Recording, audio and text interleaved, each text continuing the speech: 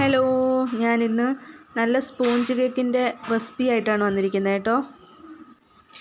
250 milli measuring കപ്പിൽ മൈദാമാവ് എടുത്തിട്ടുണ്ട്. അതൊന്ന് അരിച്ചെടുക്കുകയാണേ.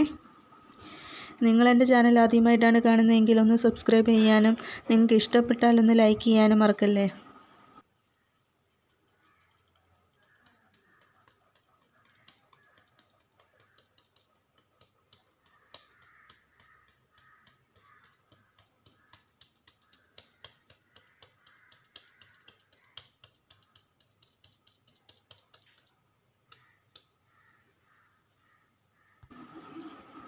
ഇതിലേക്ക് ബേക്കിംഗ് പൗഡർ ചേർക്കാം. 1/4 ടീസ്പൂണ് ബേക്കിംഗ് സോഡ, 1/4 ടീസ്പൂൺ ഉപ്പ്, ഇത്രയും ചേർത്തൊന്ന് മിക്സ് ആക്കാമേ.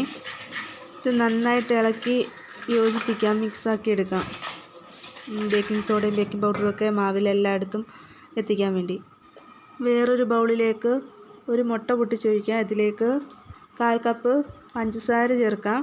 ഇതിലേക്ക് വാനില എസൻസും കൂടി ചേർത്തിട്ട് ഇതൊരു ബീറ്ററോ അല്ലെങ്കിൽ വിസ്ക് കൊണ്ടോ സ്പൂൺ കൊണ്ടോ നന്നായിട്ട് ഇളക്കി യോജിപ്പിക്കാം. നന്നായിട്ട് പതഞ്ഞ് വരുന്നിടം വരെ യോജിപ്പിക്കാം. പഞ്ചസാര അതിലേക്ക് മുട്ടയിലേക്ക് നല്ല കണക്കിന് യോജിച്ച് വരട്ടെ.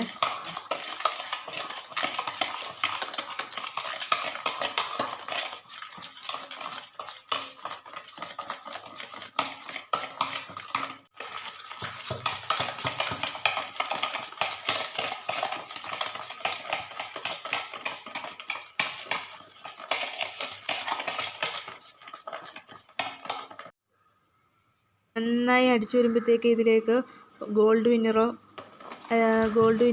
ചേർക്കാം. ഇത് ഒരുപാട് യോജിപ്പിക്കേണ്ട കാര്യമില്ല. കുറച്ച് ഒന്ന് ചെറിയ തോതിലൊന്ന് ആ എണ്ണ എല്ലായിടത്തും ഒന്ന് എത്തുന്ന രീതിയിൽ തവി വെച്ചോ ബീറ്റർ വെച്ചോ ഒന്ന് ഇളക്കി യോജിപ്പിക്കാം. ഇതിലേക്ക് കുറേശ്ശെയായിട്ട് മാവ് ചേർത്ത് ഇളക്കി യോജിപ്പിക്കാം. അത് ഒരു സൈഡിലോട്ട് കട്ട പിടിക്കാതെ ഇളക്കണം.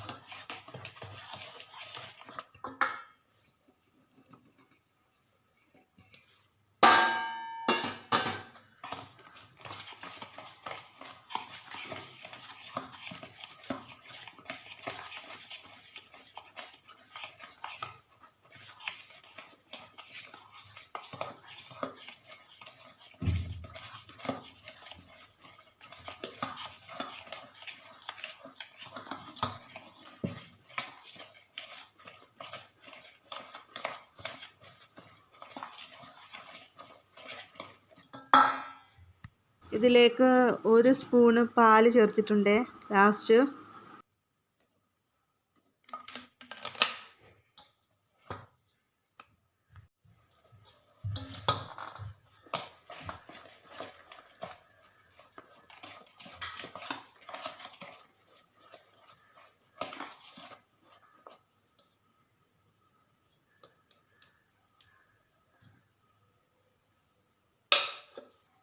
ഞാൻ ഇവിടെ അരയുടെ കേക്ക് ടിന്നാണ് എടുത്തിരിക്കുന്നത്.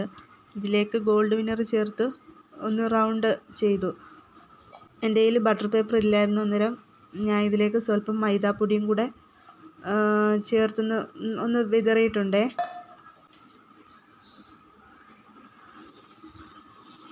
മൈദാപ്പൊടി സ്വല്പം ചേർത്ത് ഒന്ന് തട്ടിയിട്ടുണ്ട്.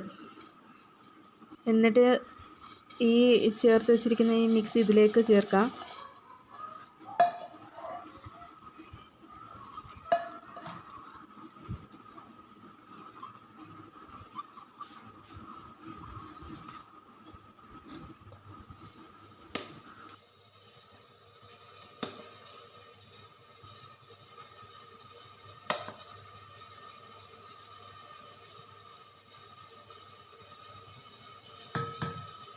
എയർ ബബിൾസ് ഒക്കെ പോകാൻ വേണ്ടി ഒന്ന് 2 തട്ടും തട്ടി അടുപ്പിലേക്ക് നേരത്തെ ചൂടാക്കി വെച്ചിരിക്കുന്ന പാത്രം, ഒരു ചെമ്പ് പാത്രമാണ് ഞാൻ വെച്ചിരിക്കുന്നത്. ഇതിലേക്കൊരു റിങ് ഇറക്കി വെച്ച് ഇതിലേക്ക് ഈ കേക്കിൻ്റെ ബാറ്ററും എടുത്ത് വെച്ചിട്ട് ഒന്ന് അടച്ച് വെച്ച് ഒരു 10-20 മിനിറ്റ് വരെ വേവിക്കാം. കണ്ടോ, ഇതിലേക്ക് ഒട്ടി വന്നിട്ടില്ല.